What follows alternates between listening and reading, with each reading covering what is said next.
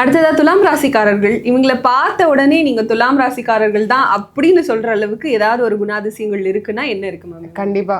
இப்போ சுக்கிரனுடைய வீடு தான் ரிஷபம் அண்ட் துலாம். ரிஷபத்துக்கு என்ன சொன்னோம்னா மோர் சென்சிட்டிவ், தொட்டா அழுதுருவாங்கன்னு சொன்னோம். துலாம்லாம் அவ்வளவு சீக்கிரம் வந்து அழுக வைக்க முடியாது. ஏன்னா கரெக்டா, ஏன்னா இங்க சனி வந்து உச்சமடைகிறார். சனி வந்து கர்மகாரகன், நீதிமான், அவர் வந்து உச்சமடைகிற இடம். அப்படி இருக்கும்போது துலாத்துக்கிட்ட நீங்க ஒரு பந்தை தூக்கி த்ரோ பண்ணீங்கன்னா, அது இப்போ ஒரு சவத்துல பந்தை த்ரோ பண்ணா எப்படி அது ரிட்டர்ன் ஆகும் நம்ம கிட்ட? அப்போ நீங்க என்ன கொடுக்குறீங்களோ அதை ரிட்டர்ன் பண்றது துலாம். நீ எனக்கு என்ன தெரியும் அதை நான் உனக்கு அப்படியே தருவேன். உனக்கு பாரபட்சம்லாம் கிடையாது. நீ கொஞ்சம் கூட கிடையாது. நீ அன்பா இருக்கியா, நான் அன்பை தரேன்.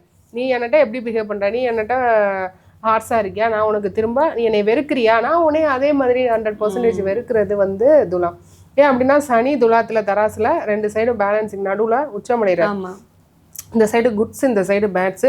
அதில் 1% கூட நம்ம சனிக்கு ஐஸ் வைக்க முடியாது. சனி பகவானுக்கு ஐஸ் வைக்கணும்னா நம்ம கொடுக்கணும் நிறையா. வெளியே எவ்வளோ நம்ம செய்கிறோமோ, தான தர்மங்கள் செய்கிறோமோ, அப்போ தான் அவர் கணக்கெழுதுவார். மனம் இறங்கி நமக்கு வந்து, அதான் சிவபெருமான் சொல்லியிருக்காராம், எல்லாருமே என்னுடைய பிள்ளைங்க, என் பிள்ளைங்களை நான் அடித்து திருத்த முடியாது.